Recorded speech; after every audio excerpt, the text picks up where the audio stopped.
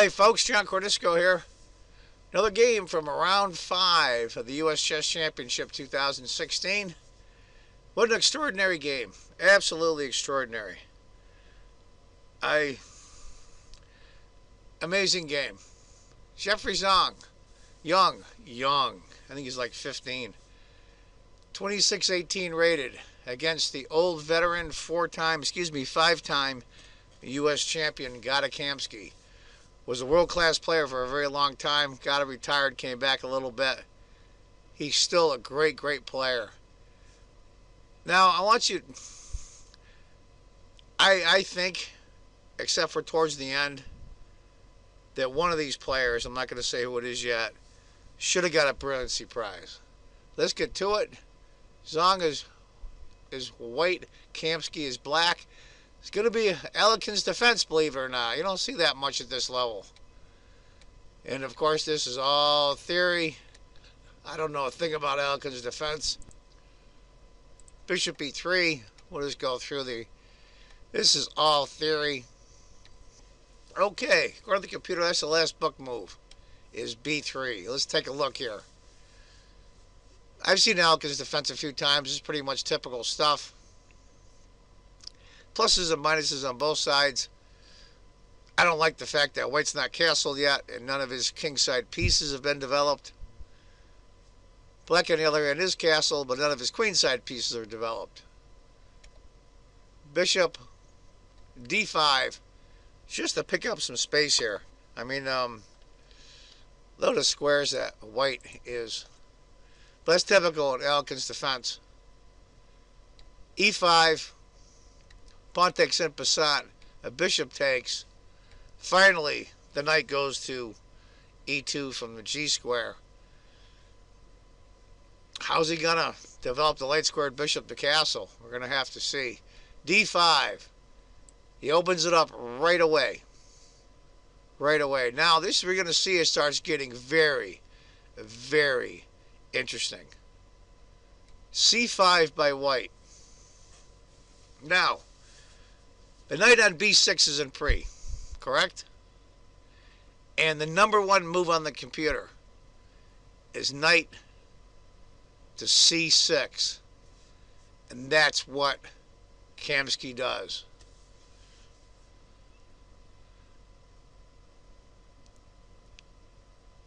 I'll tell you the truth. I never would have saw that move in a million years. After a long think, Jeffrey Xiong decides to go knight d4. Give you an idea, if pawn had taken after d4, knight takes, the bishop takes, pawn takes. Slight advantage for black, believe it or not. Even though he's down 2 pawns. This is where it starts getting crazy. Bishop takes d4, bishop takes, rook e8. Here we are. Uncastled king. Here come the pieces. Interesting might have been instead, and this was also said during the commentating, if you go to the Chess Club and Scholastic Center's YouTube channel, they have the entire round with all the games and commentary. Queen to h4, I think, was really a good move here. Not only does it hit the bishop, but it bears right down here. Give you an idea, after c takes, knight takes, and I'll tell you, black looks very good. But got to decide to go rook to e8 instead. C takes. Now he goes queen to h4. Now knight e2. Now, white is down black is down a full piece, a bishop. And it's basically an even game. This is a beautiful game. What is white going to do? He is so tied up. Bishop can't go anywhere. The rook on h1 can't go anywhere. King can't go anywhere. The queen can't really go anywhere. And where's the rook on c1 going to go? He tries to take a takes. Queen. Bishop f5. Just slowly turning the screws. Now, rook to d1 is the computer's choice. After a very long think, Jeffrey Xiong decided to go king to d1. Computer didn't like that very much. But what are you going to do? I mean, you're in a tough spot. The pressure is on this kid. And what's the best move? Pause the video and look. I'd be hard-pressed to find this move. That's why they're playing there and I'm not. Rook takes e2. And it's just pouring in now. It's just pouring in. If queen takes e2, knight takes d4. If the king takes, knight takes d4 anyway. If bishop takes, queen takes d4. So I used to play bishop takes. Now knight. Now if he had played queen instead, after queen takes, knight takes, bishop f3, knight takes, pawn takes, rook c7. Small advantage for black. He's got a bishop and 2 pawns for the rook. But he decided to play knight takes instead. It's still an advantage for black. He's down the exchange. f3. One of the reasons why he went king to d1, so we can get that f pawn out there. Guard some squares. Queen. Rook to f1. Rook to e1 is about the same. He decides to go rook to e1. Jeffrey's desperately trying to untangle here. Desperately trying to untangle. You got to remember, this queen can't go too far because there's rook zooming in. I mean, he's in a really, really tough shape here, under a lot of pressure. Knight c6 is the computer's choice, oddly enough, or h5. He decides to go bishop b6.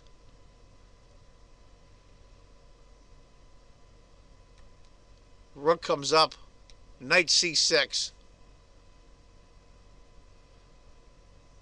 A lot of bad choices here. Bishop d3. He has to go bishop f1, which is a really strange conglomeration of pieces for white. Queen to h4. Threading the pawn on h2. Bishop b5. Knight d4. Keeping the pressure on. Hitting the bishop on top of it. Bishop has to come back. Knight f5. He's going to reroute the knight.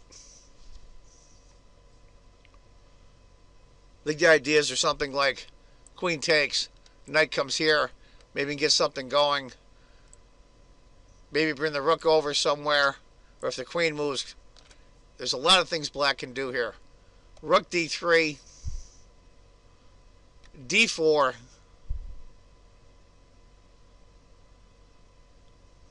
I mean, what's he going to do here? His only move is basically g3.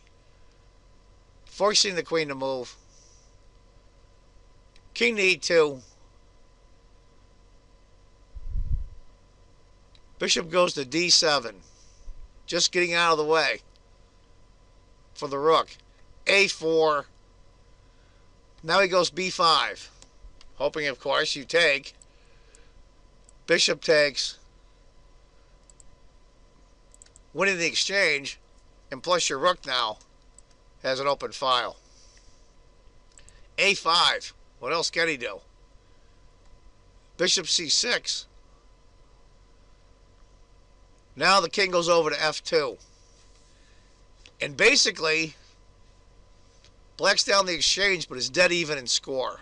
I think this is a beautiful game by Kamsky. Absolutely beautiful. Knight to e3. That knight is right down his throat. Bishop e2. Those of you who are wondering about rook takes d4. Queen takes. King f2. Takes. King takes. Queen checks. King e2. Queen f3 mate. And Jeffrey's got to figure all this out. His time's starting to run out. He's on move 33. Rook to d8. Keeping the pressure on. King tries to run away. King G7.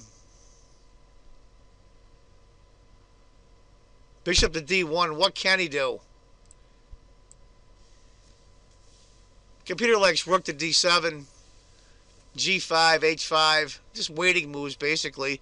White's almost in Zugzwang in a lot of ways. But what does Kamsky do? He plays bishop takes F3. A huge blunder. Incredible blunder. Kamsky has blundered horribly and is now completely lost. He is completely lost. Jeffrey Xiong, I don't know.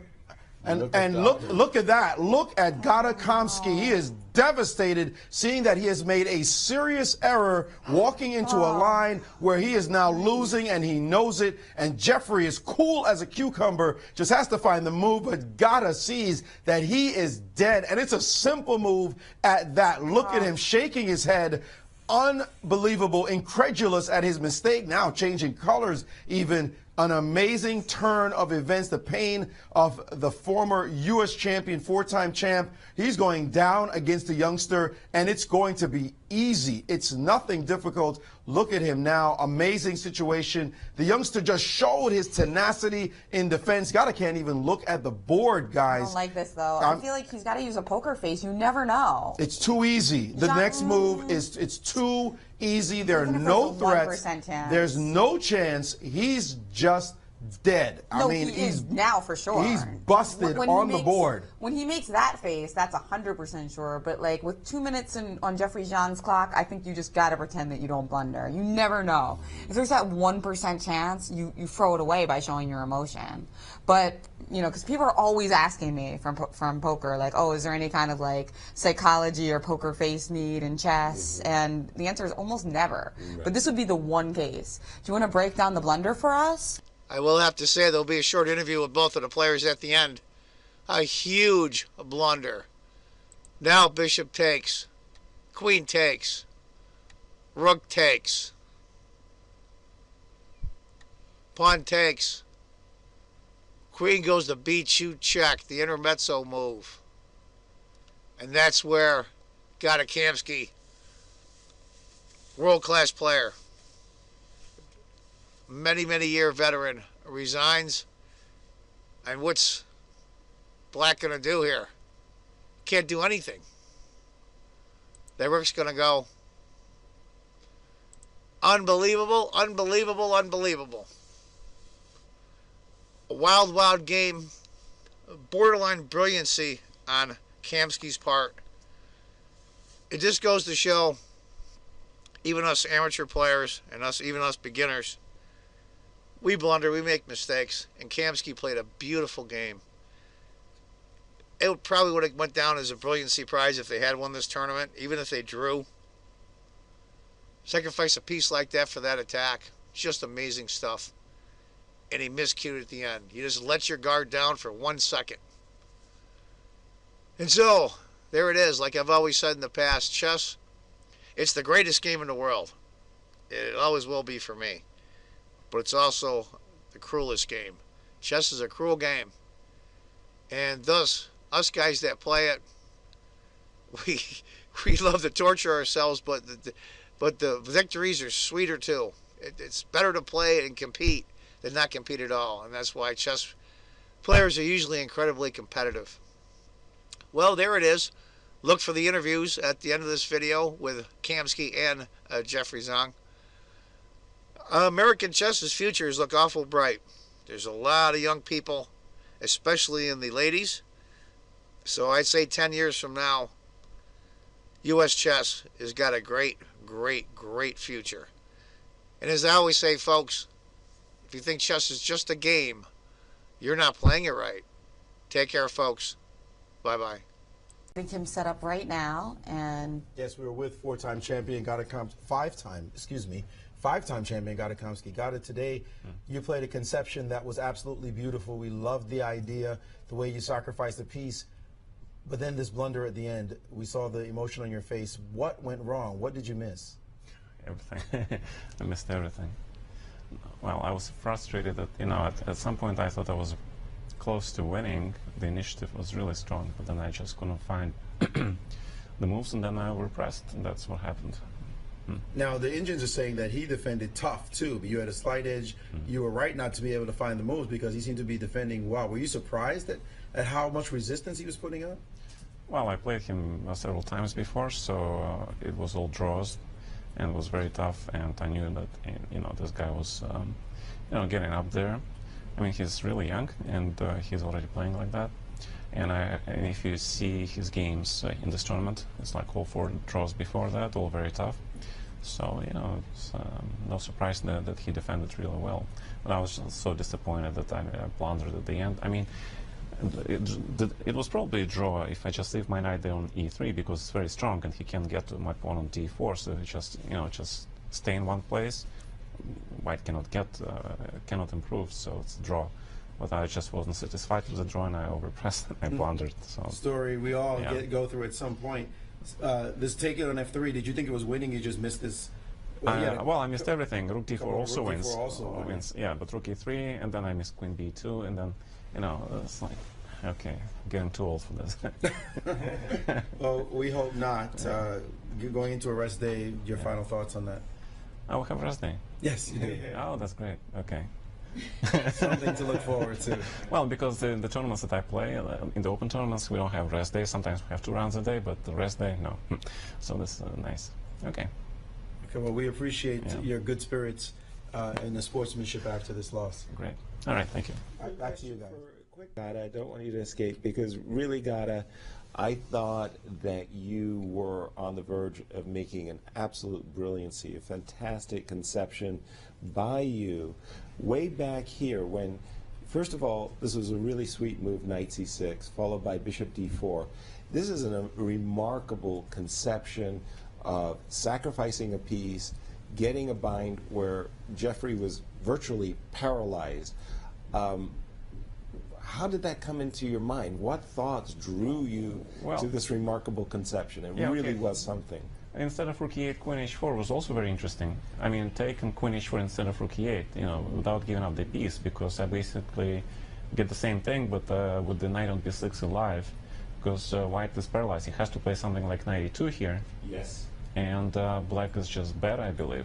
Yes, no question about it. Right. With the rook e8, I thought that, I had some strong compensation because both of my rooks playing, his king side is underdeveloped.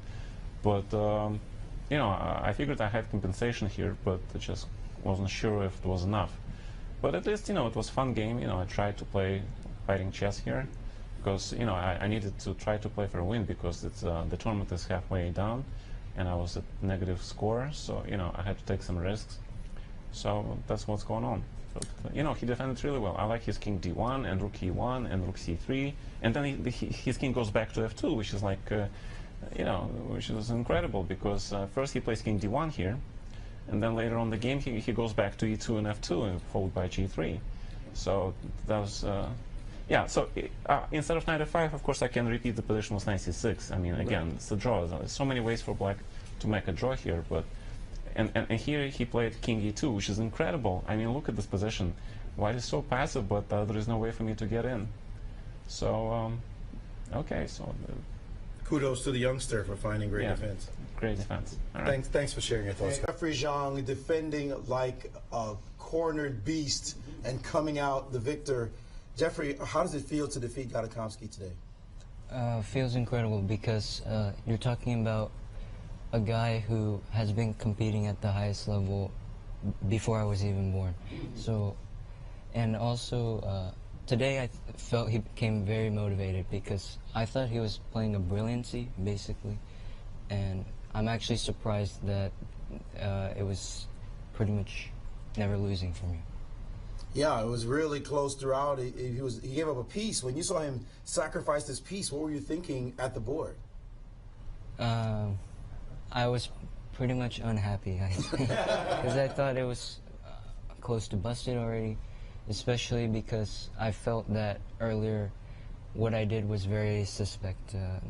Should have just tried a castle instead of maybe d5. So you're thinking you're going to die, and then you come up with this conception of playing king d1, he sacks a rook on e2. and then you realize, and he realizes that it's not so easy to break through. Yeah, I thought maybe Queen f2 wasn't the best try because then later he wanted to come back Queen h4. So maybe instead he could have done the same concept except my rook is still on h1, and then it's hard to bring my king back to safety. The funny thing though is even the engines are saying after your king d1 idea that it's a tough position, slightly better for black, but you were still fighting throughout. You played very tenaciously. When he blundered, were you shocked? Were you, because we saw you stop and really look. And I know in blitz you would have found those next moves, but you stopped and really looked at the position right there. Well, the main reason was because I didn't understand what he missed really, because I thought rook e takes e3 wins completely. Rook takes d4, I thought I'm also winning the rook. So I just couldn't understand what. You thought there might have been a trap there? Yeah, I thought maybe he wanted rook takes d4 and then something, but I couldn't see it either. So I just decided, okay, pick one and then... and take him down. Well, you are +1 in the U.S. Chess Championships, having not lost the game. How can you reflect on that? Yeah, I'm very happy so far, but okay, still very long tournament, and here I'm very fortunate. So hopefully I can play better and then get the same results, but without needing much luck. Well, you have created your own luck, young man. Fantastic play. We're impressed, and we hope to see you continuing to do well here at the championships. Thank you. Jeffrey Xiong, 15 years old, folks. 15. The future of American chess is indeed